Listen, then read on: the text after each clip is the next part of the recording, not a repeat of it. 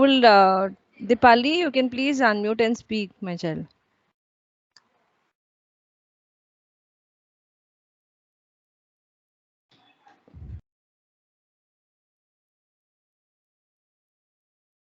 Dipali has got network issues. Difference in language, very good.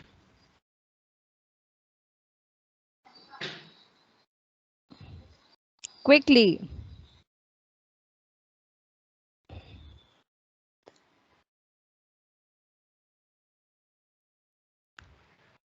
Now at least tell me after you've seen.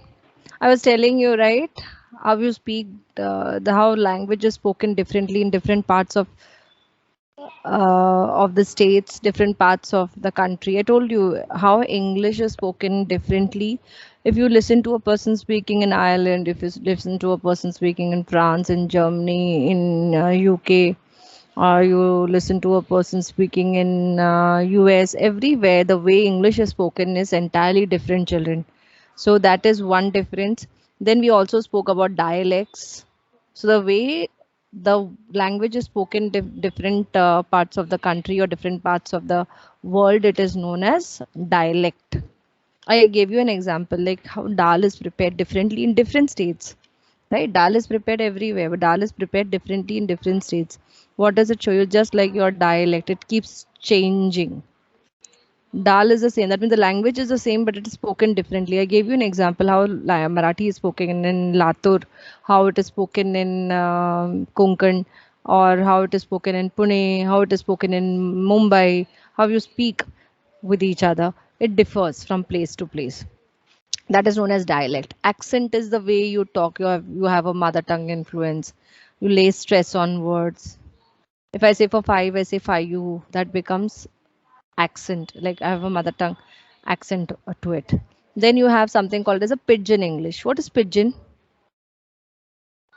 Can anyone tell me what is pidgin English?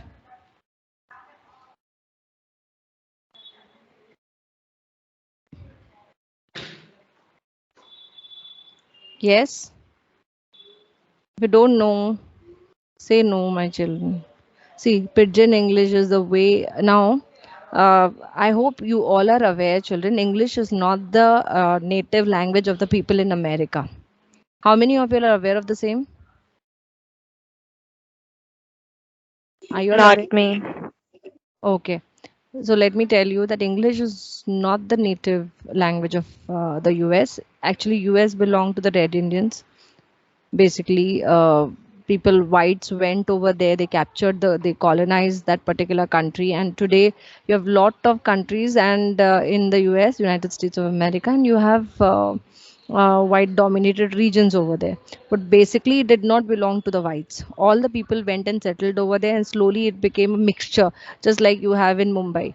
It's a financial capital. You have people speaking different languages living in Mumbai. Similarly, in US, you have people from different countries, in fact, different parts of the world.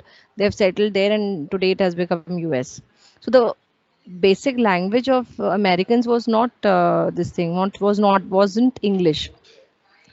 These people, they what do you say, they went and colonized them, captured them, and they went on to tell them that English is very, very important, and they had to start forgetting their own language. The Africans were forced to forget their own language, and they were forced to learn English.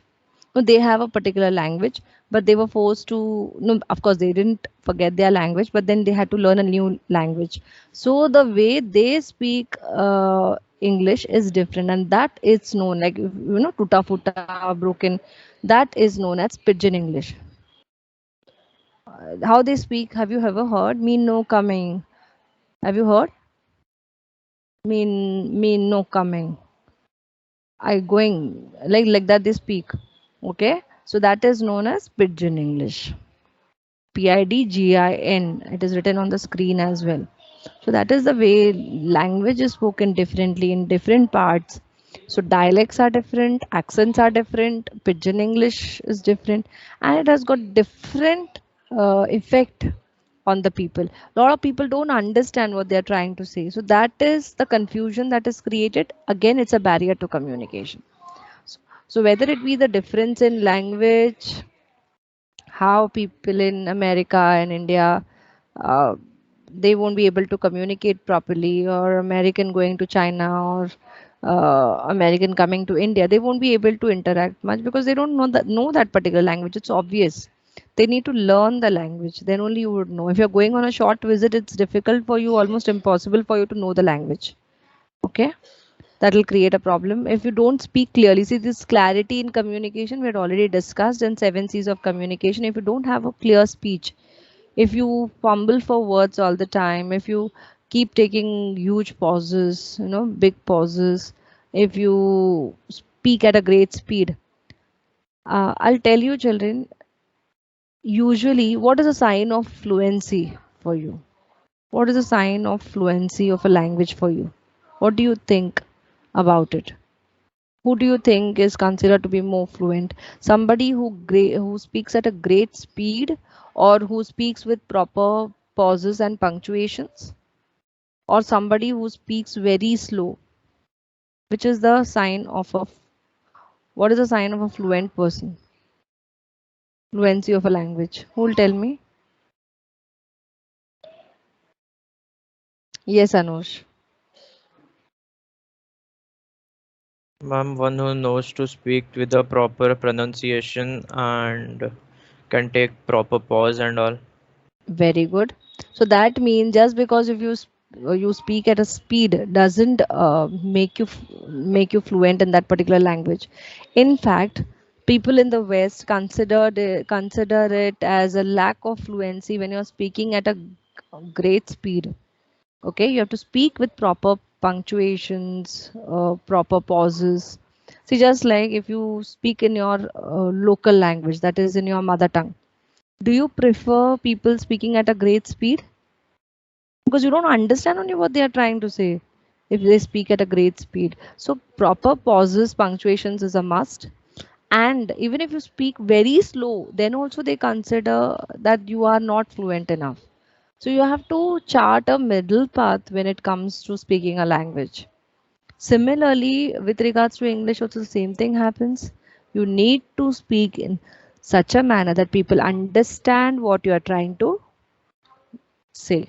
Very, very important. So punctuations and everything is very, very important. Then only you will be considered as a fluent person. Then we spoke about jargons. Technical terms, this also have explained to you when we discussed clarity in communication. Like I told you, legal jargons, technical jargons, the language that is spoken in a particular field of study. I'd already given you an example. Two lawyers interacting, they'll speak with each other in legal jargon. Two doctors, they'll speak with each other in medical jargon. So, two accountants will speak in jargons of commerce or accountancy. IT professionals will speak in their jargon. So, jargons are nothing but technical terms, the terms that are used exclusively in that field of study. Okay. Now, it might be different according to different professions, specialty, and technical field of a person. Now, technical words used by doctors, lawyers, I've already told you this plenty of time.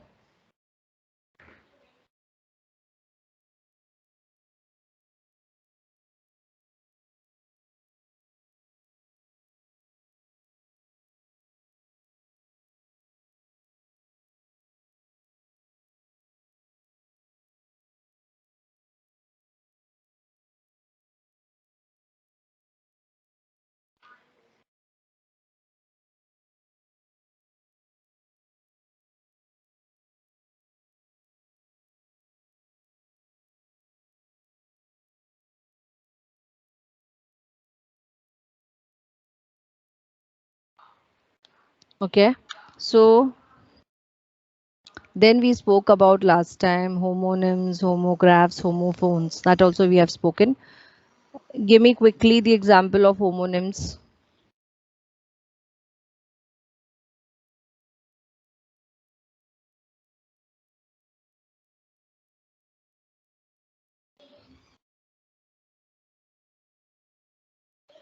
I think last time I had shared with you the whiteboard, right?